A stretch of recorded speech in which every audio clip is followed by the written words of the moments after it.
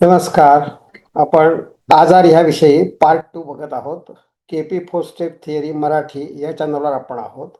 आणि आता आपल्याला अ, आता जन्मकुंडलीवरून आपण आजार हा विषय बघत आहोत. जातकाची कुंडली आपल्याला समोर दिसत आहे. तर आपण इलनेस आणि वेलनेस याबद्दल आधीच्या व्हिडिओमध्ये पाहिलेलं आहे. आता आपण ही जी समोर कुंडली दिसते ती लग्न राशी कुंडली आहे. इथे 7 आकडा लग्न भावात आहे. म्हणजे तूळ रास लग्न रास आहे आणि चंद्र 10 आकडा लिहिलाय बघा, तिथे लिहिलेलं आहे चौथ्या भावात. तर ह्या ठिकाणी मकर राशीची कुंडली आहे. चंद्र रास मकर, लग्न रास तूळ. आता नवीन शिकणाऱ्यांसाठी इथे नेपच्यून बघा, लग्न भावात आहे तो. नंतर गुरु प्लुटो बघा, गुरु प्लुटो 5 आकडा लिहिलाय तिथे आहे. हे नुसतं बघा आता तुम्ही. आणि 6 आकडा लिहिलेला आहे तो 12वा भाव आहे आणि तो मंगळ आणि बुध लिहिलेला आहे तिथे.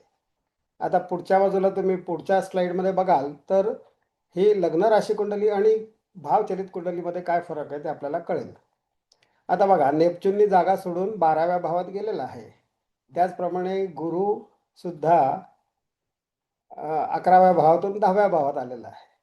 म्हणजे ह्या ठिकाणी आपण काय पाहिलं तर भावारंभ वेगवेगळा असल्यामुळे ग्रह मागच्या भावातून पुढच्या भावात किंवा पुढच्या भावातून मागच्या भावात असे शिफ्ट होत असतात.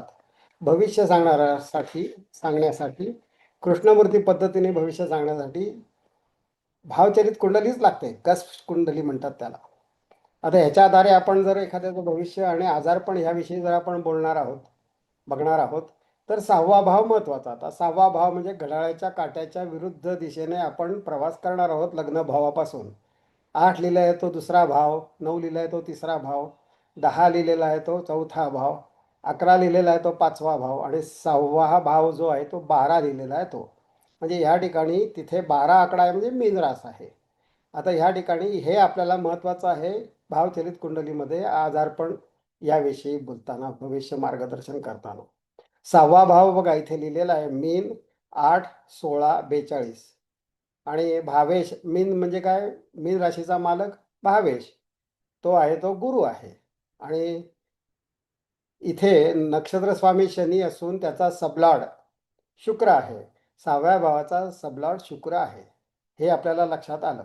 आता पुढे आपण ग्रहाची परिस्थिती बघणार आहोत. आता शुक्र बघा, वर लिहिलेला आहे तर ग्रहाच्या खाली लिहिलेला आहे रवी, चंद्र, मंगळ, बुध, गुरु आणि शुक्र. या ठिकाणी शुक्र लिहिला आहे तो, ती लाईन आडवी बघायची, ती आडवी रेष बघायची.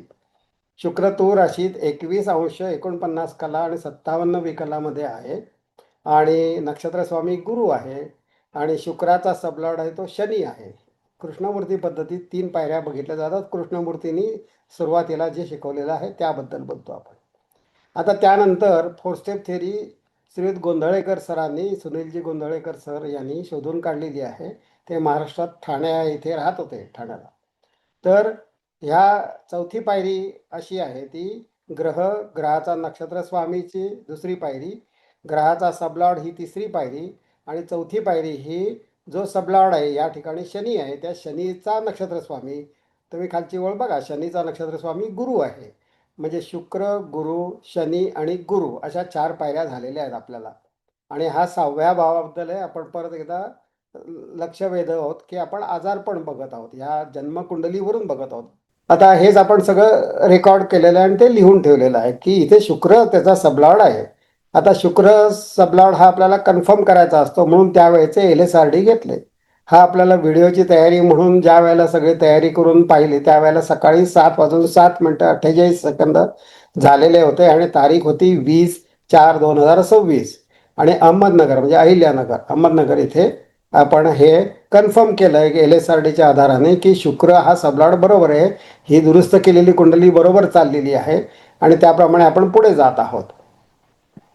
आता सबलॉर्ड शुक्र काय दाखवतो आजारपणाबद्दल, तर ह्या 4 पायऱ्याचे स्ट्रॉंग सिग्निफिकेटर्स इथे लिहिले आहेत. आपण इथे बलवान कार्यशच इथे लिहिलेले आहेत, दुय्यम कार्यश इथे आपण लिहिलेले नाहीत, हे लक्षात घ्यावं प्रथमतः.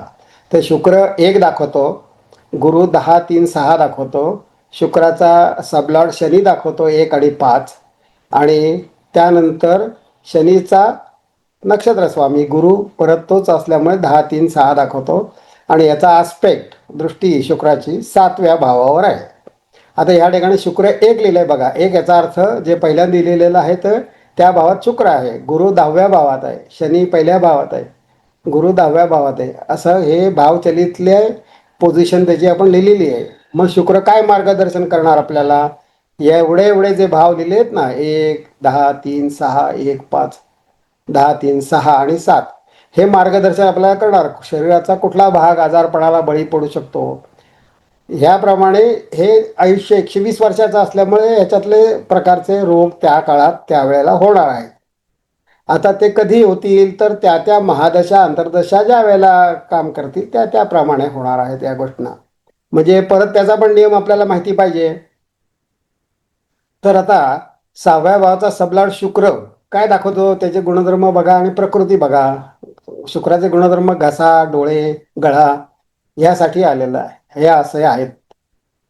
त्यानंतर शुक्र तूळ राशीत आहे. त्याचे गुणधर्म काय? तूळ रास ही दाखवली. ही सिंह रास आपली 5 हृदय आणि त्याच्या खालची कन्या म्हणजे आतड, त्याच्या पुढची तूळ रास आली म्हणजे ओटीपोट आलं. हे ओटीपोट दाखवतं. आणि त्याचप्रमाणे शुक्र हा गुरुच्या नक्षत्रात विशाखा नक्षत्रात होते. विशाखाचा मालक गुरु आहे. तर गुरुच्या नक्षत्रात तो आहे. मग त्याचे गुणधर्म आणि प्रकृती बघा तर ती आहे रक्तविकार, मधुमेह. आता एवढे त्यांनी इंडिकेट केलेले आहेत काय काय आजार कुठल्या कुठल्या भागाला कसे कसे होऊ शकतात ते. आता त्याचबरोबर त्या जन्मकुंडलीवरून आपण भविष्य बघतो म्हणून महादशा आणि अंतर्दशा महत्त्वाच्या असतात. आता महादशा आणि अंतर्दशा ह्याची जेव्हा साखळी होते 1 आणि 6 म्हणजे एक भाग चालू झालेला असतो, कार्यश असतो आणि अंतर्दशा पण 1 किंवा 6 असते.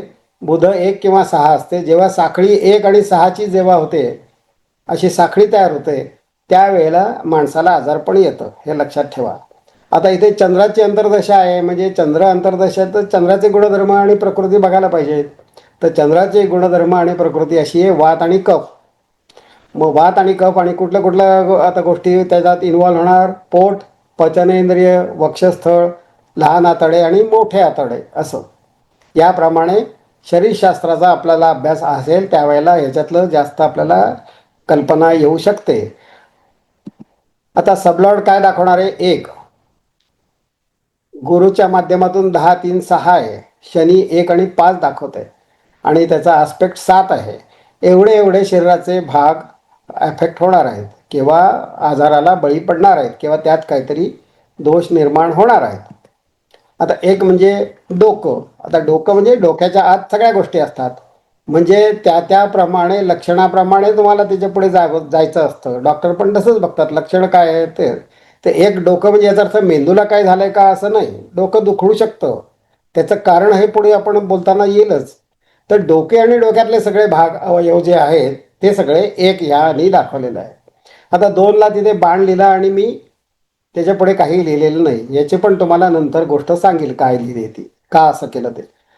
एक त्या आपण पाहिले शुक्राच्या जे आहे सबलाड पाहिलं तर आणि महादशा अंतर्दशा आपल्याला बघायच्या आहेत. 3 आहे तिथे. 3 म्हणजे फुफ्फुस दाखवतात. खांदे, फुफ्फुस, स्नायू त्याचे सगळे. आता 5 म्हणजे हृदय, हृदयाचा भाग आला. हृदयातले पार्ट पण आले सगळे. 6 म्हणजे जठर आलं, जठर. आणि 7च्या पुढे परत बाण दाखवलाय आणि काही लिहिलेलं नाही. आणि 10 म्हणजे गुडघे दुखी, गुडघा. म्हणजे एवढे शरीराचे जे भाग आहेत हे आरोग्याच्या दृष्टीने काळजी करण्यासाठी काळजी घेण्यासारखे आहेत. आजारपण येईल, औषध रचना करून त्याच्यावर बाहेर पण पडता येईल. कधी कधी पार्शल रिकव्हरी असते, कधी कधी फुल रिकव्हरी असते आणि कधी कधी रिकव्हरी नसते. तो पण अशी पण काही वेळेला परिस्थिती येते. म्हणजे काही भाग आपल्याला रिकव्हरी देतो आणि काही भाग नंतर रिकव्हरी देत नाही. हे आपण पुढे आपण खोल गेल्यावर आपल्याला लक्षात येईल. तर हे 2 लिहून बाण लिहिले त्याचं कारण असं की ह्या व्यक्तीला थायरॉईडचा त्रास होता, वजन वाढलं होतं, औषध रचना घेतली, आयुर्वेदिक औषधं घेतली, ॲलोपॅथी घेतली आणि ते कंट्रोलमध्ये राहिलेलं आहे आणि आज तिला त्या व्यक्तीला त्रास नाही आहे.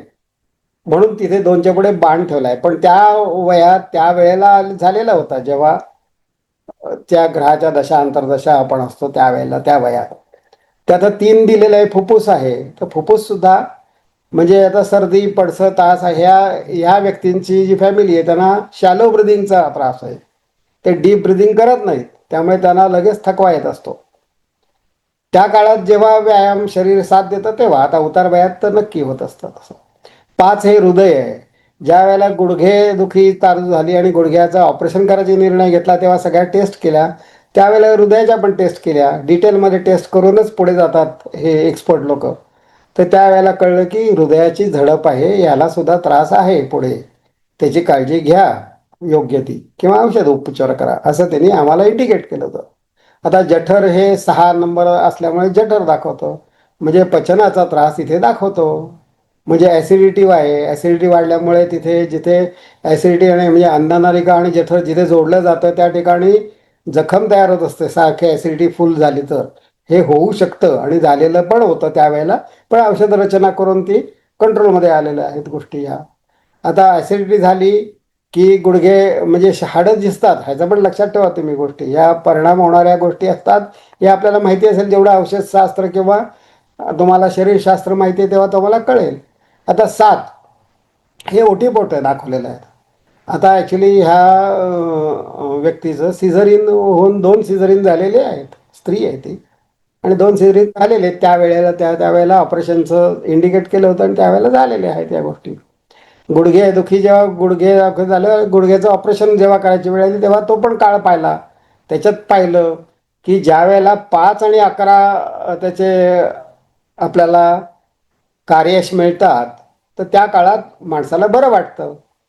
आणि 5च मिळालं आणि 11 नाही मिळालं, किंवा 11 मिळालं 5 नाही मिळालं, विशेषतः 5 असतं आपण 11 नसतं, अशा वेळेला पार्शल रिकव्हरी असते. त्यामुळे हे आपल्याला इथे मार्गदर्शन मिळतं जन्मकुंडलीवरून. पण जन्मकुंडलीचं आयुष्य 120 वर्षाचं असल्यामुळे हे त्या दशा अंतर्दशामध्ये 1-6चं कॉम्बिनेशन जेव्हा येईल तेव्हा आजारपण येतं, आणि त्या वेळेला तो भाग आरोग्याच्या दृष्टीने महत्त्वाचा असतो. तर अशा रीते आपण बघत आहोत. आणि शुक्राने आपल्याला हे मार्गदर्शन केलंय, 1, 10, 3, 6, 1, 5, 10, 3, 6 ह्याप्रमाणे लक्षात घ्या. म्हणजे कोणाच्याही जन्मकुंडलीमध्ये सबलॉर्ड आहे 6व्या भावाचा, तर तो आपल्याला मार्गदर्शन करतो आणि त्याप्रमाणे रिकव्हरी कशी होईल हे पण तुम्हाला कळतं. काही वेळेला लोक ॲडमिट असतात, त्यावेळेला ते ICUमध्ये असतात किंवा हॉस्पिटलमध्ये असतात. तर हॉस्पिटल म्हणजे 12वा भाव त्यांचा त्यावेळेला दशा अंतर्दशेत ऑपरेट झालेला असतो, कार्यान्वित झालेला असतो. गोचरीने पण त्याला पोषक असतं, म्हणून तो हॉस्पिटलमध्ये ॲडमिट असतो. अशा रीतीने आपल्याला एखाद्या व्यक्तीला महादशा आणि अंतर्दशा याचा संदर्भ घेऊन आपल्याला मार्गदर्शन करता येतं. म्हणजे मुळात सबलॉर्ड तो या ठिकाणी शुक्र होता, घसा, डोळे, गळा. हां, इथे एक वैशिष्ट्य सांगायचं म्हणजे यांच्या डोळ्याचं पण ऑपरेशन झालेलं आहे, मोतीबिंदूचं. म्हणजे हे सगळ्या गोष्टी आपल्याला इथे आपल्याला दिसतात आहे. मग ह्याच्यातनं आपल्याला काय मिळतं मार्गदर्शन, तर आपण त्या भागाची काळजी घेतली पाहिजे, शरीराची मस्ती करू नये, आणि त्याचं आपणच जबाबदार असतो. खाणं पिणं, व्यायाम जे काय असेल नसेल त्या पद्धतीने डॉक्टरांच्या सल्ल्याने आसनं असतात. काही वेळेला ॲसिडिटी वाढू नये म्हणून तुम्हाला ध्यान शिकवलं जातं, हे सुद्धा महत्त्वाच्या आहेत गोष्टी. आणि खाण्यापिण्यावर बंधनं येत असतात, ती पाळली तर बरोबर होतं. तिथे वात आणि कफ आहे, तर वात आणि कफ जो मी आयुर्वेदाच्या डॉक्टरशी बोलला तर वात हा कफाला घेऊन फिरतो, आणि जिथे वात फिरतो त्या ठिकाणी डोक्यात गेलं तर डोकं दुखतं, खांद्याच्या ठिकाणी वात असेल तर तिथे दुखतं. शरीराच्या कुठल्याही भागात जिथे वात फिरेल किंवा जास्त प्रादुर्भाव होईल त्या ठिकाणी दुखायला लागतं, म्हणजे सगळं शरीर दुखतं, अंग दुखतं. बघा तुम्ही, साधं सर्दी पडसं झालं की अंग दुखतं, साधं अगदी त्याचं उदाहरण आहे ते गोष्टी. तर ह्या रीतीने आपण 6व्या भावाच्या आधारे आपण मार्गदर्शन त्याला देऊ शकतो. आणि तुम्ही KP 4 स्टेप थिअरी या मराठी या चॅनलवर आहात, आणि तुम्ही इतर पण आहेत व्हिडिओ बघून तुम्ही आम्हाला सहकार्य करा. आपण हे पाहिल्याबद्दल, हा व्हिडिओ पाहिल्याबद्दल धन्यवाद, आणि आपण तुमची रजा घेतो. या ठिकाणी महत्त्वाचा मुद्दा, महत्त्वाचे पॉईंट आपण परत एकदा रिपीट करत आहोत. सबलॉर्ड 6व्या भावाचा अभ्यास करा. महादशा अंतर्दशा त्याच्याचबरोबर गोचर भ्रमणमाचा अभ्यास करा. 4 पायऱ्यावर कसे ग्रह फळ देतात ते 4 स्टेप थिअरी आहे ही. कृष्णमूर्ती पद्धत ही त्याचा आधार आहे. त्याचप्रमाणे तुम्ही माणसाला त्याच्या दशा अंतर्दशा पाहूनच याच्या पुढे जायला पाहिजे, की त्याचं कारण हे जे आहे आपल्याला हा 120 वर्षाचा स्पॅनचा आपण अभ्यास करत आहोत. प्रश्नकुंडलीनी योग्य त्यावेळेच्या आधाराबद्दल आपण जास्त डिटेलमध्ये बघू शकतो, त्याला मार्गदर्शन देऊ शकतो. म्हणून आपण ह्या व्हिडिओ आपण पाहिला त्याबद्दल धन्यवाद आणि असंच आपलं सहकार्य चालू राहील.